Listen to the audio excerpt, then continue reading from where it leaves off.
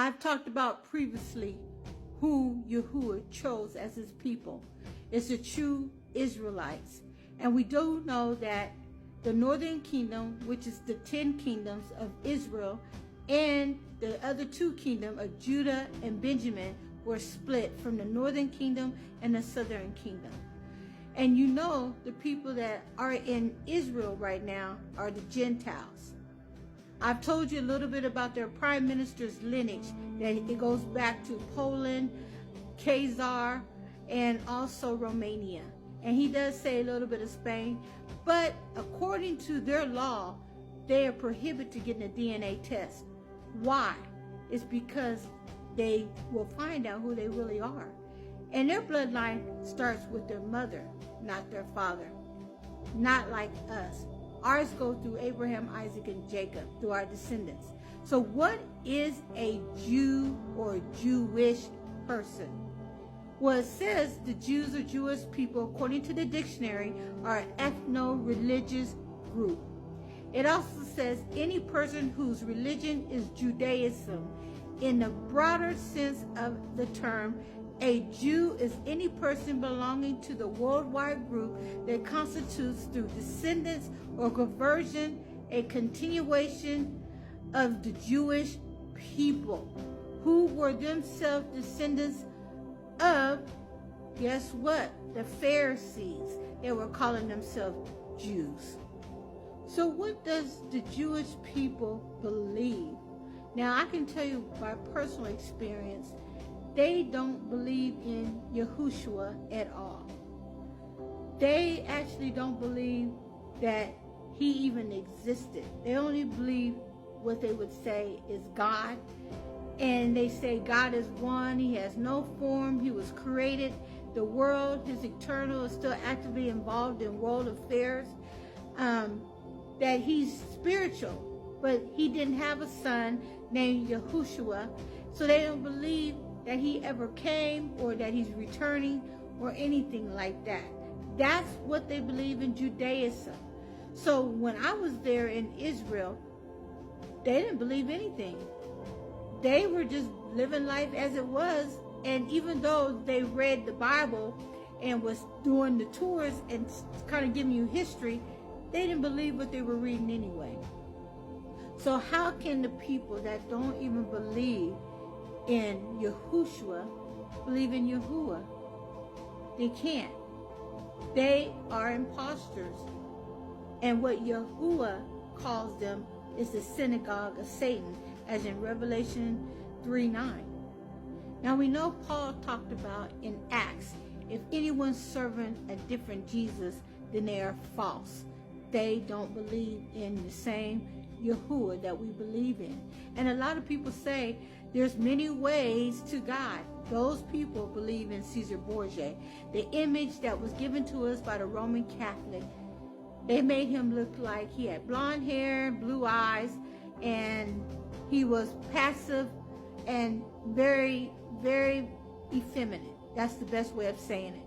But that's not who our king is. Our king is strong and mighty. And when he speaks with authority. So let me tell you what's going to happen. We're in the last days and judgment is happening. Yahuah is angry, and he's getting angrier every single day. Not just at the people that are rejecting him, but he's getting angry at these governments that are doing these ungodly things to his people. So I'm going to tell you what's happening and what's going to happen. In Micah, the 5th chapter, I'm going to read all the way starting with the 7th verse. And I'm going to tell you what he's going to do and how he's going to protect his people. Israel and Judah, we're the true people. We're the descendants. And even though we've been mixed through generations, the ones that are waking up and finding out what the truth is and following his commandments, that's going side by side, reading the word, staying in the word, and staying focused, he's talking to us. This is what's going to happen, because we're going to be the one that's going to be protected against his wrath. That's the reason why these people that are praying and thinking that, oh, okay, everything's fine.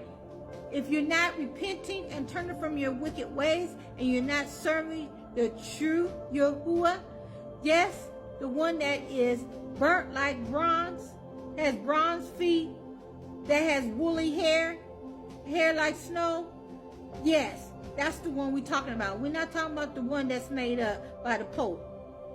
In Micah, it talks about in verse 7, the remnant of Jacob will be in the midst of many peoples, like dew from the Yahuah, the showers on the grass, which do not wait for anyone or depend on man.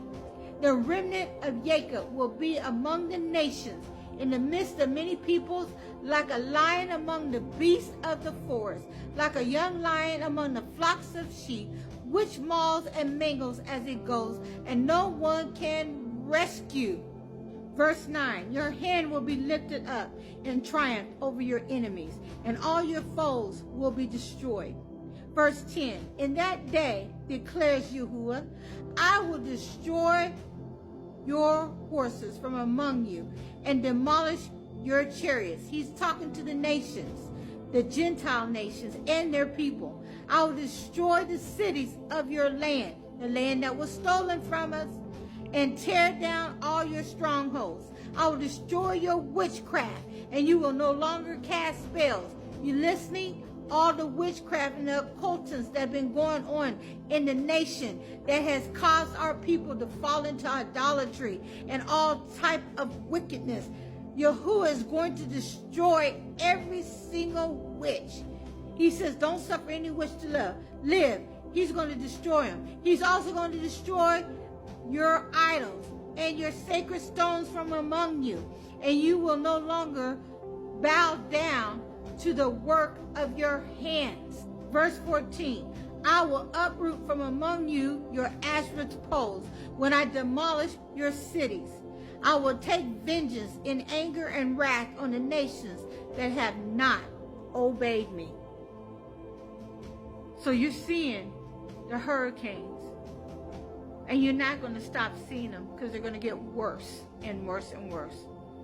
Yes, people were crying out for mercy, and Yahuah said he will have mercy who he has mercy on. And he will. But you have to repent and turn from the wicked ways. And you have to follow him, the true Messiah. He's not going to give you any chances anymore. You see in the word, he's going to destroy the people and the nations. Don't be a casualty. It's time to repent, or it's going to be too late.